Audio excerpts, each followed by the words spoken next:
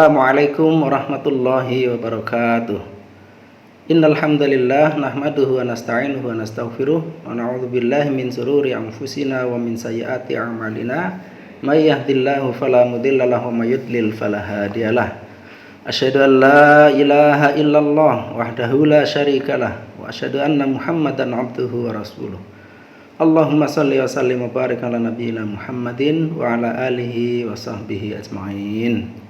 Mabad, pemirsa channel Muhammadiyah Gombong yang kami muliakan, saya berdoa semoga amal ibadah kita di bulan Ramadan ini diterima oleh Allah Subhanahu wa taala sebagai amal soleh bagi kita semua.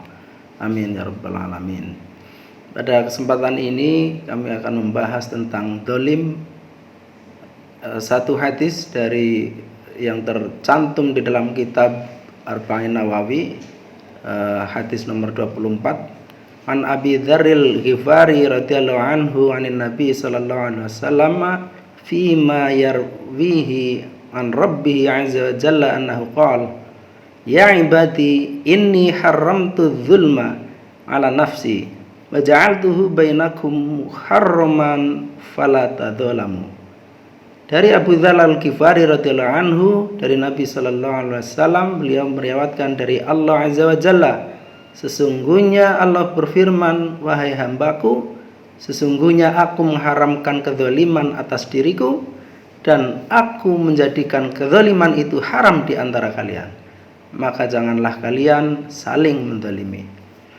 Saudara-saudaraku semuanya yang kami hormati, zalim artinya adalah perbuatan yang tidak sesuai pada tempatnya. Zalim ini adalah lawannya dari adil. Adil adalah menempatkan sesuatu pada tempatnya. Kezaliman berarti dia menempatkan sesuatu tidak pada porsinya, tidak pada tempatnya.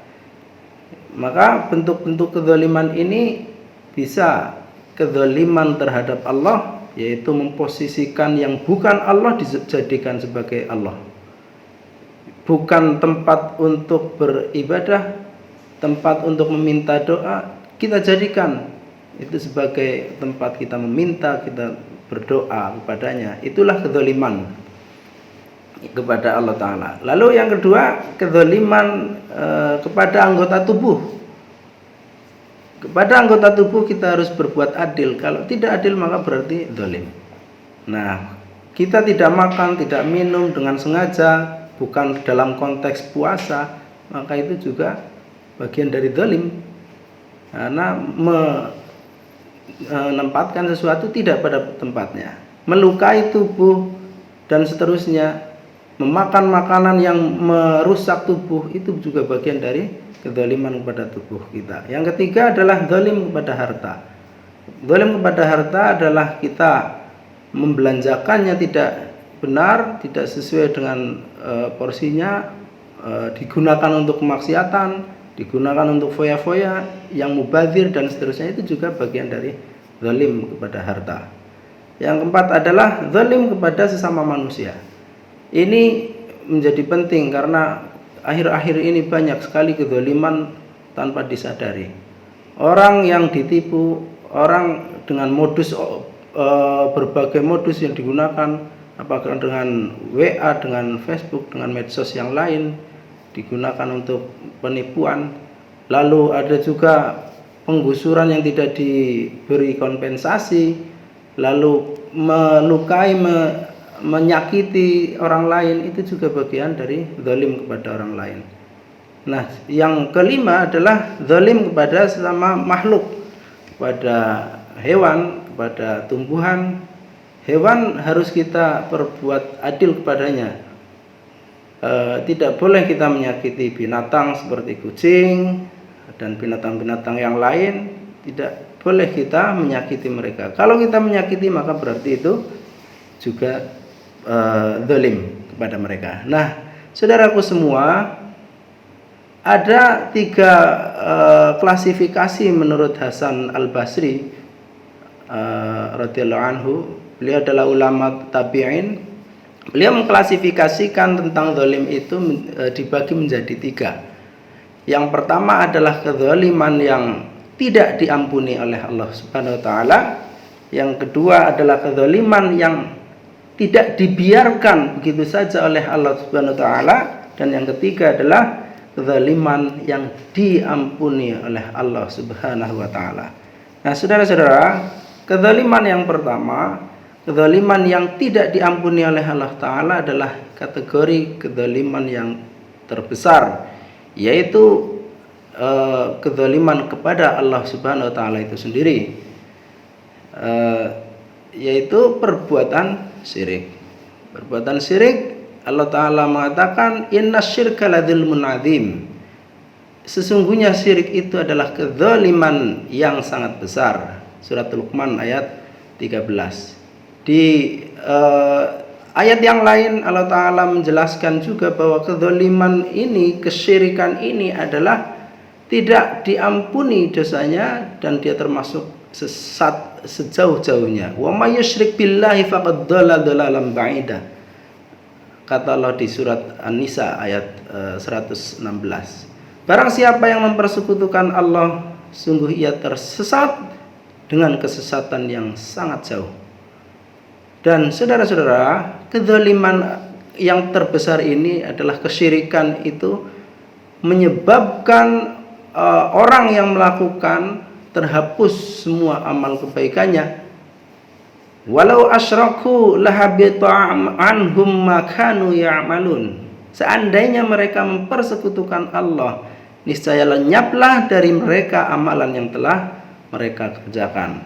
Surat Al-An'am ayat 88. Nah, saudara-saudara semua, inilah kezaliman yang sangat besar yang Allah tidak akan mengampuni dosa kezaliman tersebut. Ya. Kemudian yang kedua adalah kezaliman yang tidak dibiarkan begitu saja oleh Allah Ta'ala. Di awal kami kutip hadis dari Abu Dzar Al-Ghifari yang tercantum di Arba'in Nawawi, hadis nomor 24, yaitu Allah Subhanahu wa taala mengatakan, wahai hambaku, sesungguhnya aku mengharamkan atas diriku perbuatan zalim, dan aku mengharamkan pula atas kamu sekalian, maka janganlah kamu sekalian saling menzalimi satu dengan yang lain. Korupsi, menumpahkan darah orang lain tanpa hak, itu semua termasuk kezaliman kepada sesama manusia yang tidak akan dibiarkan oleh Allah, yang kelak akan diminta pertanggungjawabannya oleh Allah. Menyia-nyiakan atau tidak menunaikan hak orang lain, mengambil tanah dengan dirampas, memakan harta orang yatim, kemudian tidak membayar hutang dalam kondisi padahal dia mampu membayarnya, itu juga semuanya adalah perbuatan zalim. Unsur akhaka zaliman au madluman. Tolonglah saudaramu yang berbuat zalim dan yang dizalimi. Kemudian ada yang bertanya kepada Rasulullah, "Wahai Rasulullah,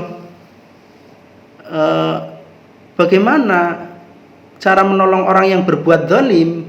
Kalau kita menolong orang yang dizalimi mudah, tapi bagaimana cara menolong orang yang berbuat zalim? Beliau menjawab, kamu cegah dia dari berbuat zalim, maka sesungguhnya engkau telah menolongnya. Itu kata Rasul di dalam hadis Bukhari dan Muslim. Nah, yang terakhir adalah kezaliman yang diampuni oleh Allah Ta'ala.